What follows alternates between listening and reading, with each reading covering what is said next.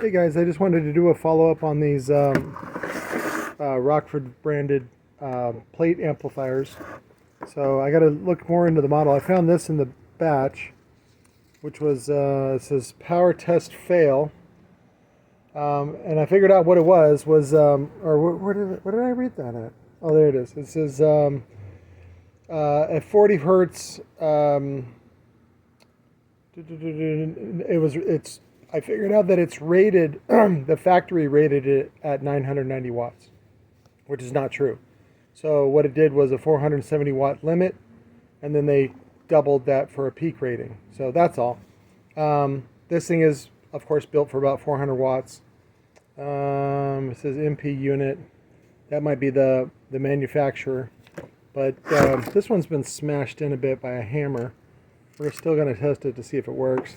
And then there's the model, part number, serial number, 400 watt, 4 ohm, 1 channel, designed and engineered in Tempe, Arizona, of course made in China. So, but we got 30 of those. We're just going to do these, we're going to go ahead and test them and do them for like $45 each shipped. If you want to integrate one of these. And then what I'll do is I'll go ahead and throw in some of the other items. I think what we're going to do is do a modular interface instead of a panel mount, like a pigtail. Well, I think we're going to do a pigtail instead of a panel mount is what I mean.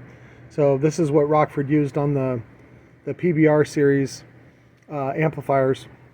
And we got a ton of them from at the time it was the electronics recycler for Rockford, and Rockford was having the end users send back in the stuff for return so they could get credit. So yeah, it's just a little Molex for rear channels, and then white and gray for front channels. And then the other thing is you used to be able to, well, they would tell you in the manual if it had RCAs you could just cut them off, and there's good 18 gauge copper underneath there. So but that was the follow-up that I wanted to do. And then what we'll do is I'll do a model, an integration to show you guys what it looks like. And then that way you have more confidence in doing it the way you want. Like I said, on something like this, you just want to modify the box. You want to just do the cutout like this. And then you want to figure out a way to sort of have an interface or somewhere else. Again, we can just do a pigtail out for RCAs and also for power wire, and then maybe do, I'm thinking like, you only need like 12 gauge, even 10 gauge. Let's see if I have them over here. Oh, maybe I gave them away. Nope, there we go. I got these from Metra. This is there's the part number, 12 gauge 2-pin. So, and that'll give you power, and then we can do a little remote. We can just do a little bullet connector on it. We can also do something like this with a barrier terminal. That would also be good, like we used to do with the PPI amps. Again, that's just another way to do it. And then you just silicone where the wires come out. You don't even really need a terminal. I think I also have, I don't really want to do it like that, but again, I just want to show you some options. These are also from Metra, these kinds of terminals, IBTC4.